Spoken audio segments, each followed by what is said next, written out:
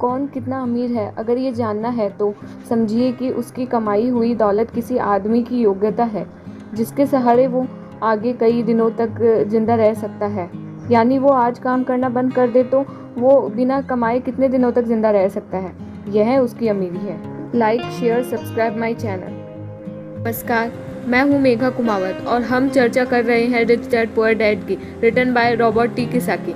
Robert T Kiyosaki कहते हैं कि आज की कर्जदार सोसाइटी दो बातें मानती है। पहली ये कि खुद का एक घर होना चाहिए, दूसरी ये कि अगर सैलरी बढ़ गई है तो फिर एक ज़्यादा बड़ा घर खरीद सकते हैं।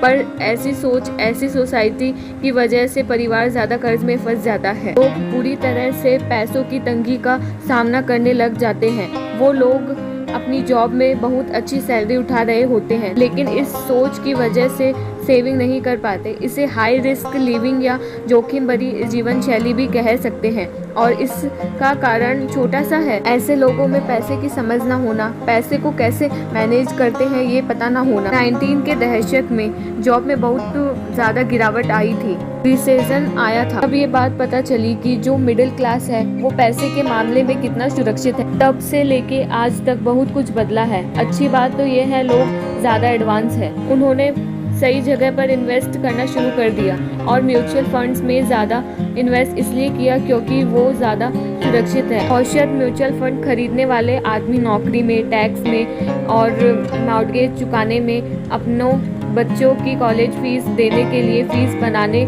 में, अपना क्रेडिट कार्ड का हिसाब साफ करने में बहुत ज़्यादा बिजी हो रहे हैं। इतना वक्त नहीं होता उनके पास कि वो कोई आर्ट सीख ले, किस तरह से म्यूचुअल फंड्स लिया जाए या किस तरह से इन्वेस्ट किया जाए। तो फिर वो क्या करते हैं, फिर वो किसी दूसरे को हायर करते हैं, उसकी काबिलियत पर भरोसा करते हैं और वो जैसा कहता जाता है वो वैसा करते जाता है। क्योंकि जो पढ़ा लिखा मिडिल क्लास वर्ग है जो कि पैसे को संभालना नहीं जानता, वो हमेशा यही सोचता है जोखिम मत उठाओ, सुरक्षित रहो। और असली प्रॉब्लम यही है कि पैसे को सही समझ ना होने के कारण लोग खतरा का सामना करते नहीं हैं।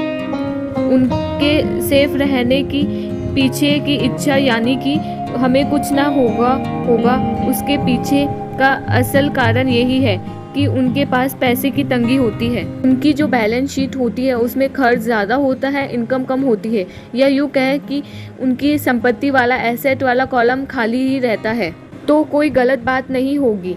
और जब सचमुच ज़िंदगी में जो वंस अ लाइफ टाइम वाला मौका आता है ना, तो ये लोग उस मौके का फ़ायदा नहीं उठा पाते हैं क्योंकि इनके पास पैसे ही नहीं होते हैं इन्वेस्ट करने के लिए। अगर पैसा की समझ आपको है तो आप छोटा छोटा निवेश करके बूंद बूंद से सागर बना के अमीर हो सकते हैं। आप सूझबूझ के साथ सही जगह पर इन्वेस्टमेंट करके अपने 5,000 रुपयों को 10 लाख रुपयों में कन्वर्ट कर सकते हैं। प्रॉब्लम सोच की है।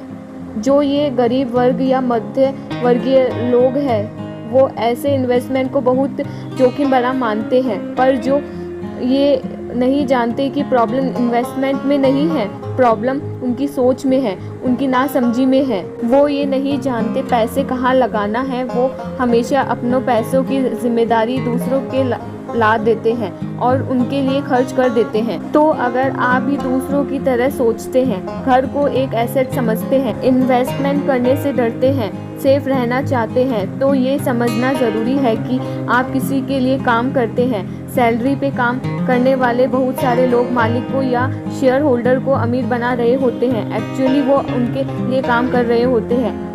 आपकी कोशिश, मेहनत, सफलता से दरअसल आप नहीं सफल होते, आपका मालिक सफल होता है और उसे उसके रिटायरमेंट के लिए मदद मिल रही होती है। अच्छा, दूसरा, आप सरकार के लिए काम करते हैं। आप समझ सकते हैं कि जब आप काम करते हैं, पैसे कमाते हैं तो उसका एक हिस्सा टैक्स के रूप में सरकार को जाता है। तीसरा, अगर आपके पास घर है जिसे आप अपना एसेट मानते हैं जो कि दरअसल एक लायबिलिटीज़ है, तो आप बैंक के लिए काम करते हैं क्योंकि आपने उन घरों के ऊपर लोन ले रखा है और वो लोन चुकाने के लिए, क्रेडिट कार्ड का कर्ज चुकाने के लिए दिन रात मेहनत करते हैं।